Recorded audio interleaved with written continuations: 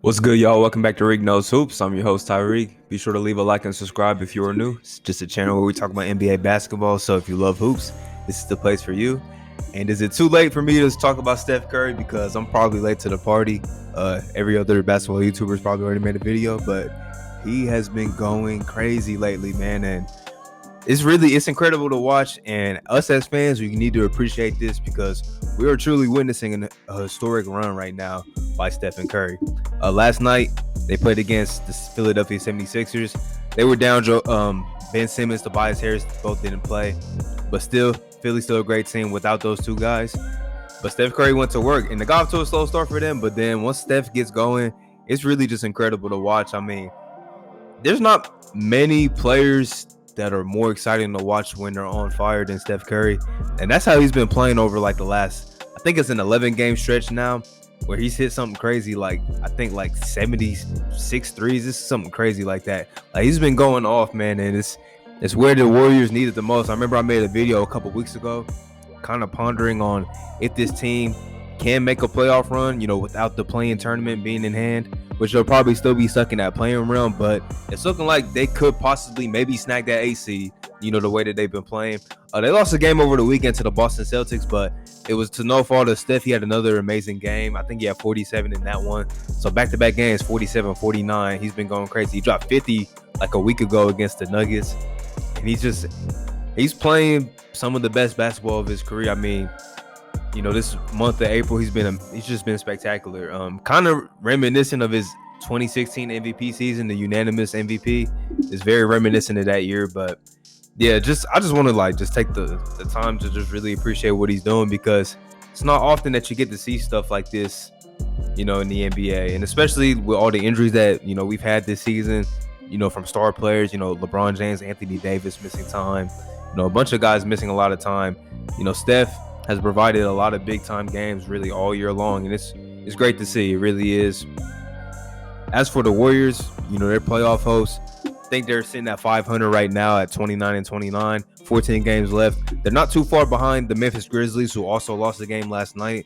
So, they could potentially snag that 8 seed, and then they'll just have to win one game in order to get into the postseason. So, the way Steph Curry's playing right now, if he can keep it up, the Warriors are in pretty good shape, heading towards the end of the regular season. Let's talk a little bit about the Memphis Grizzlies too, because they're a team that they've overachieved so much, but they could probably be better, but they've been dealing with injuries, man. And last night was a testament to that. They're missing a bunch of guys going up against the likely MVP in Nikola Jokic. And, instead of rolling over, they really could have won this game. Like, they had several opportunities to win this game. It's just Will Barton was hitting some big shots down the stretch, and Jokic made some big plays down the stretch too.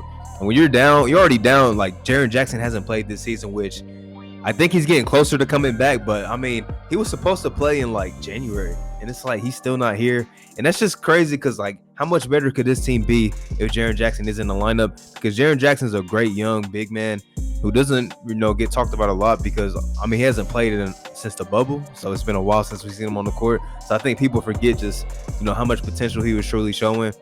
But, not having him and, you're playing a lot of young guys, some rookies like Desmond Bane's been getting a lot of run. You're relying on Dillon Brooks to be your, primary shot creator on the perimeter. Jonas Valanciunas had a very good season. He didn't play last night, and going against Nikola Jokic, you're throwing a rookie Xavier Tillman into the fire, and Jokic took advantage like he should have, dropping 47 points in that game. And yeah, the Grizzlies, they've lost a few tough games just over this, the last couple weeks, man. They've lost a few close games. I forget, they did blow a game against somebody a couple weeks ago. I think I talked about it, but a couple nights ago, Luka hit that crazy shot, which, they had that game pretty much wrapped up again, and then a 90% free throw shooter in Grayson Allen misses 2 free throws, which is that's very unlikely of ever happening, missing back-to-back free throws down the stretch, but that happened. Luka hits the crazy shot. So now they're sitting in a kind of weird position too. You don't want to be on the outside looking in, because then you have to win two playing games in order to get into the actual playoffs. So for them, they're gonna have to pick it up, very soon. But still, shout out to these young guys, because it just seems like they continue to overachieve, man. And that team for the future, man, they're in great shape. Shout out to Nikola Jokic. even as crazy as Steph's been going, look, I'm gonna say this because I think I've been seeing a lot on my like Twitter and stuff. People be saying like Steph, oh, he's the MVP. He's the MVP. One, he's not technically in the playoffs right now, so you can't give the MVP to somebody that's not in the playoffs. Number two, not to compare the two players, but a similar situation. I remember James Harden a couple years ago. I think 2019, he was averaging like almost 35 points per game. He was averaging almost 35 points per game. Houston was a 4 seed, I believe, that year. And he had like a couple crazy months where he was averaging like, upper 30s. And I think in the month of January, he was averaging like 40 something points per game. So like it's kind of a sort of similar situation. But James Harden as a 4 seed still didn't get no like real MVP love. Like it was like a debate. But I think Giannis still won like, kind of more in a landslide than it should have been. I'm one that says James Harden probably should have got the MVP, but Giannis, the analytics, they had the best record in the league. He didn't play in a lot of fourth quarters, so the numbers probably stack up good for him too. But I still think very similar situation. That's why me now, as a more seasoned NBA fan, it would be kind of hypocritical of me to try and throw Steph Curry into that conversation when I already know like how it is. Like you have to be one of the top teams in the league unless you have a crazy historic season like Russell Westbrook had in 2017. But other than that, like it's really an anomaly that somebody that's not like one of the best 4 teams in the league gets MVP. It just doesn't happen, man. It just doesn't happen. Been talking about the Knicks a lot. I just want to touch on the Knicks, man, because they just continue just to amaze me. Like they won a game that they probably shouldn't have won over the weekend against the Pelicans. I think Lonzo Ball came off of the corner and when he didn't have to because they were up by 3. D-Rose was driving down the lane and D-Rose kicked it to Reggie Bullock. He tied the game. Knicks ended up winning by 10 in overtime. That just completely changed the momentum. But, I just love what the Knicks are doing. And it's looking like the way that they've been playing, they might not have to be in that playing situation. Still got, about 15 or so games left in the season. So we'll see how the rest of their, schedule shapes up for them.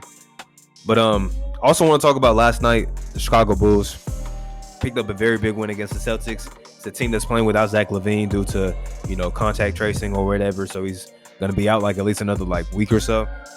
And this is a very big win. The Celtics were missing some guys. Kemba Walker didn't play. I think Robert Williams still isn't playing. And also Marcus Smart didn't play. So, those are, 3 big rotational pieces. So, like, guys like Tremont Waters was getting a lot of run. Romeo Langford was on the court, and he's only played, like, 7 games this season.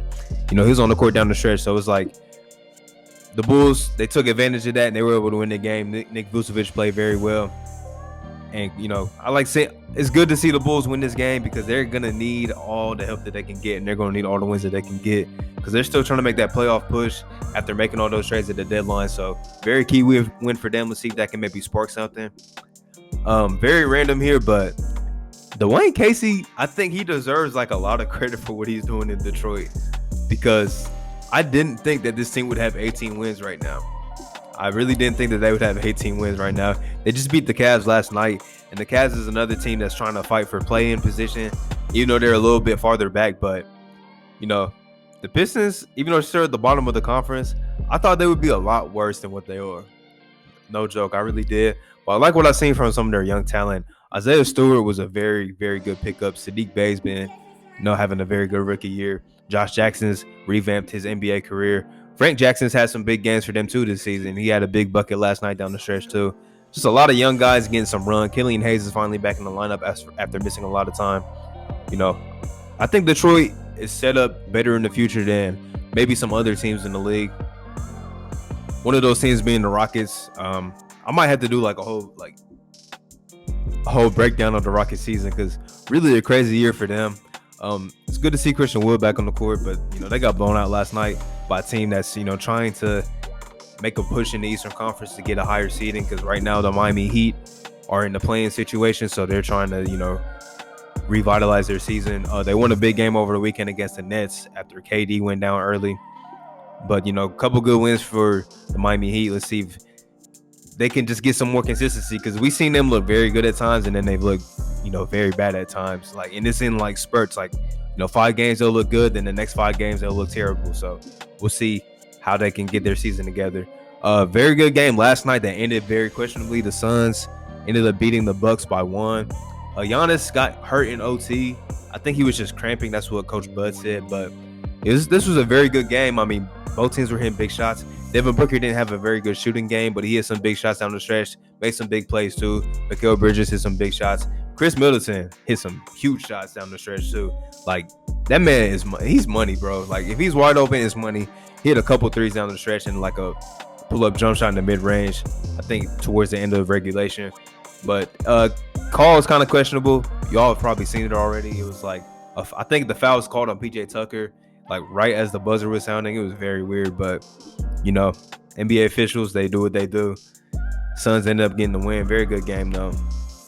The Lakers, they lost last night, but good news, Anthony Davis should be back by the end of this week. If not Wednesday night against the Mavericks, I think they said Saturday night he should be playing against Dallas. So that's great news for the Lakers. LeBron is still a little bit more time away from coming back, but it's good to get Anthony Davis back because he hasn't played in a very long time. He's only played, I think, 22 games this season. So it's been a long time since he touched the floor. So it's good for him just to get some running, get his conditioning back, heading towards the postseason. Last thing I want to talk about, the Washington Wizards. They're on a 5-game win streak.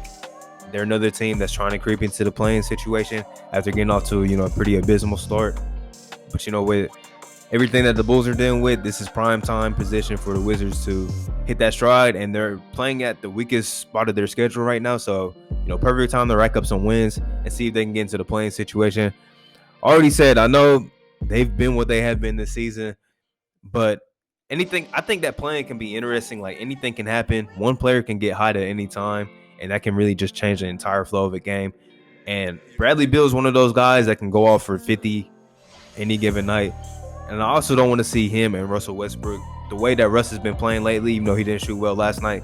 I wouldn't want to see those two on the court in a win or go home situation. That just spells disaster for me as an opposing team, especially if it's a little shaky like the Bulls have been, or the Pacers have been very shaky as they lost again last night.